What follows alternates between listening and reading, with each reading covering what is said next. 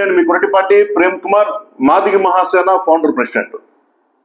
Supreme court వర్గీకరణకు అనుకూలంగా తీర్పునిస్తూ దాంతో పాటుగా క్రిమిలేయర్ను కూడా వర్తింపచేయాలని చెప్పి ఒక తీర్పునిచ్చింది. ఆ రోజు నుండి క్రిమిలేయర్ అనే పదం బాగా వాడుకలోకి వచ్చింది. అసలు క్రిమిలేయర్ అంటే ఏంటి అని ఈ మాట క్రిమిలేయర్ అనే పదం కొత్తదేం కాదు, పాతదే. బీసీలో ఆల్రెడీ క్రిమిలేయర్ ఉంది. బీసీలో ఏబిసిడి కేటగిరీస్ ఆల్రెడీ మనుగడలో ఉంది. దాంట్లో క్రిమిలేయర్ అనే పదం వాడకంలో ఉంది. అయితే కొత్తగా ఎస్సీలో కూడా వర్గీకరణ అవటం వల్ల, ఏబిసిడి కేటగిరీస్ అవటం వల్ల క్రిమిలేయర్ అనే పదం వాడుకలోకి వచ్చింది. అసలు క్రిమిలేయర్ అనే పదాన్ని ఎలా చెబుతున్నారంటే, ఒకసారి ఎస్సీకి దళితుడికి ఉద్యోగం వచ్చినాక వాళ్ళ కొడుకు అంటే రిజర్వేషన్లో వాళ్ళ వారసత్వానికి ఉద్యోగాలు ఉండవని చెప్పేసి మాల సోదరులు ప్రచారం చేస్తా ఉన్నారు. దీంట్లో రాంగ్ ఉంది, రైట్ కూడా ఉంది. ఇంకో మాట చెబుతా ఉన్నారు, వర్గీకరణ అయ్యి క్రిమిలేయర్ వర్తింపు చేస్తే మాలలతో పాటు మాదిగలు కూడా బాగా నష్టపోతారు. మందకృష్ణ మాదిగ గారు మాదిగల్ని మోసం చేస్తారని చెప్పేసి మాల సోదరులు ప్రచారం చేస్తా ఉన్నారు. దీంట్లో పెద్ద రాంగ్ ఉంది. నేనేమన్నానంటే, ఎస్సీ వర్గీకరణ అయిన తర్వాత, క్రిమిలేయర్ అనే పదం వచ్చిన తర్వాత ఈరోజు ప్రతి ఉద్యోగస్తుడు భయపడే అంశం ఏంటంటే, రేపొద్దున రిజర్వేషన్ కోటలో నా పిల్లవాడికి నా పిల్లలకి ఉద్యోగం రాదేమో అని భయపడతా ఉన్నారు. అది చాలా పొరపాటు. ఇక్కడ మనం గ్రేడ్ 1, గ్రేడ్ 2, గ్రేడ్ 3, గ్రేడ్ 4 4 అంటే ఏబిసిడి అంటే గ్రూప్ 1, గ్రూప్ 2, గ్రూప్ 3, గ్రూప్ 4 4 రకాల ఉద్యోగాలు ఉన్నాయి.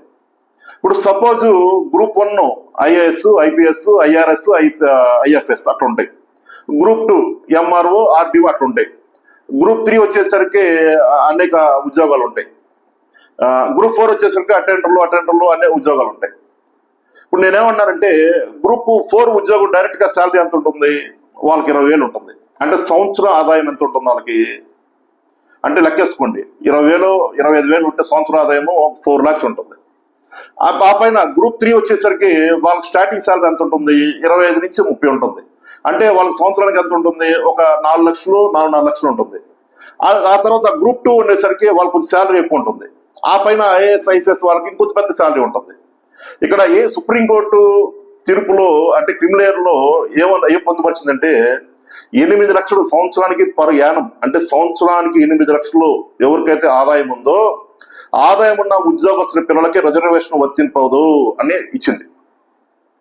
అంటే సంవత్సరానికి 8 లక్షలు అంటే మన శాలరీ ఎంత అయి ఉండాలి? 70,000 పైన ఉండాలి. ఇది గ్రూప్ 4, గ్రూప్ 3 అంటే వీళ్ళ శాలరీ ఎంత ఉంటుంది? 4 లక్షల నుంచి 5 లక్షల లోపు ఉంటుంది.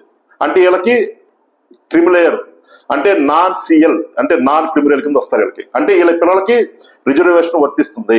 ఎందుకు వర్తిస్తుందంటే, వీళ్ళకి శాలరీ తక్కువ ఉంటాయి కాబట్టి, వీళ్ళ పిల్లలు పెద్ద పెద్ద స్కూల్లో చదివించలేరు కాబట్టి, చిన్న స్కూల్లో చదివిస్తారు కాబట్టి, గవర్నమెంట్ స్కూల్లో చదివిస్తారు కాబట్టి, వీళ్ళకి పెద్ద చదువు అవ్వదు కాబట్టి వీళ్ళకి రిజర్వేషన్ కోటాలు ఉద్యోగాలు ఇవ్వచ్చని చెప్పేసి ప్రభుత్వం నిర్ణయించింది.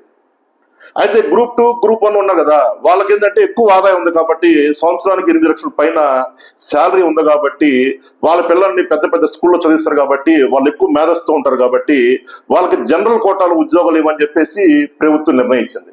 కానీ మాల సోదరులు ఏం చేస్తా ఉన్నారంటే, ప్రతి ఒక్కరికి ఎవరైతే గవర్నమెంట్ ఎంప్లాయీ ఉన్నారో వాళ్ళ పిల్లలకి రిజర్వేషన్ వర్తింపదంట, అంటే ఉద్యోగాలు రావంట అని చెప్పి మందకృష్ణ మాదిగలను మోసం చేస్తున్నాడు, మన మాలనే కాదు మాదిగలను కూడా మోసం చేస్తున్నాడని మాల సోదరులు ప్రచారం చేస్తా ఉన్నారు. దయచేసి నమ్మవద్దు. ఎందుకు చెబుతున్నాడు ఈ మాట?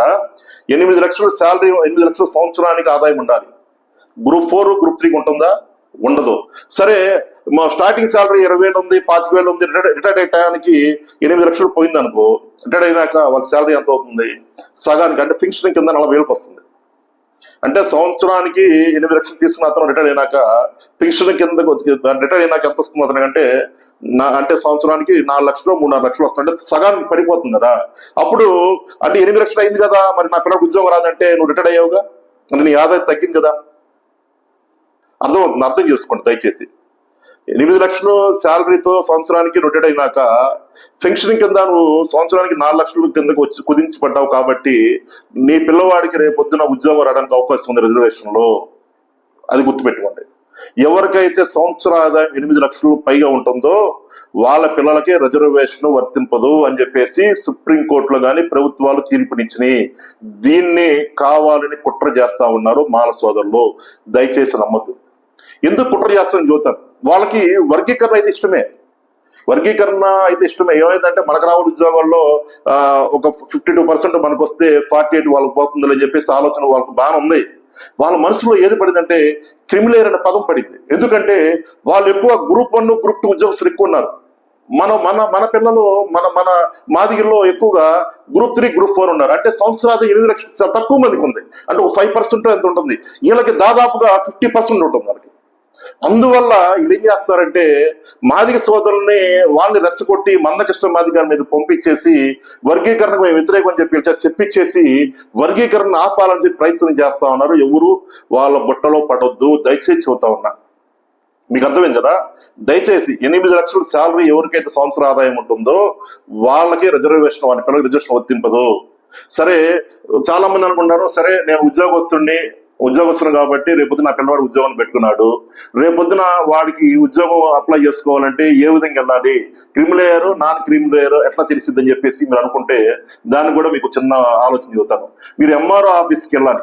ఎంఆర్ఓ ఆఫీసులకు వెళ్ళి ఏదో ఉద్యోగస్తుల పిల్లలు ఉన్నారో అంటే ఉద్యోగస్తులకి రేషన్ కార్డులో white ration card, pink ration card ఉండి ఉంటాయి కదా. ఉద్యోగస్తుల పిల్లలకి ఏముంటుంది, పింక్ రేషన్ కార్డు ఉంటుంది ఉద్యోగస్తులకి. ఉద్యోగస్తు కాలంలోకి ఏముంటుంది, ఇప్పుడు నేను ఉద్యోగం కాదు, నాకు వైట్ రేషన్ కార్డు ఉంది. సపోజ్ యోహాన్ గారు ఉన్నారు, ఆ యోహాన్ గారు ఉద్యోగం చేస్తా ఉన్నారు, ఆయనకి పింక్ కార్డు ఉంటుంది. అయితే వాళ్ళ పిల్లలు ఏం చేయాలంటే ఎవరైతే మీరు జాబ్ హోల్డర్స్ ఆయనకి ఏదైతే పే స్లిప్ ఉంటుందో ఆ స్లిప్ తీసుకెళ్ళి ఎంఆర్ ఆఫీస్ కి ఆ ration card, Aadhaar card, voter card తీసుకెళ్ళి మీరేం చేసుకోవాలంటే ఇప్పుడు క్రిమిలేయర్ నాన్ క్రిమిలేయర్ రెండు ఉంటాయి. క్రిమిలేయర్ కాదంటే నాన్ ఎన్సిఎల్ వాళ్ళకి ఇస్తారు, కాఫీ ఇస్తారు. ఆ కాఫీ అప్లై చేసుకుని జాబ్కి వెళ్ళాలి. అర్థమైందా మీకు? దయచేసి అర్థం చేసుకోండి. ఎవరు మత్తులో ఎవరు మాయలో పడొద్దు. ఖచ్చితంగా వర్గీకరణ వల్ల మనకి మంచి జరుగుతుంది, మన పిల్లల భవిష్యత్తు బాగుంటుంది. దాంతో పాటు క్రిమిలేయర్ అనే పదం వస్తే మన జాతిలో 10% ఉద్యోగస్తులే ఉన్నారు. దాంట్లో 2%, 3% అంటే గ్రూప్ 1 గ్రూప్ 2 ఉన్నారు. మిగతా వాళ్ళంతా 8 లక్షలు కిందగానే శాలరీలు తీసుకుంటున్నారు సంవత్సర ఆదాయం. దయచేసి అర్థం చేసుకొని ఎవరు ముసుగులో పడకుండా మీరే ఆలోచన చేసి మందకృష్ణ మాది గారికి సపోర్ట్ చేసి వర్గీకరణ సాధించుకొని మన జాతి భవిష్యత్తు, మన పిల్లల భవిష్యత్తు కాపాడుకోవాలని సందర్భంగా తెలియపరుస్తూ జై హింద్, జై భీమ్, జై మాదిగ.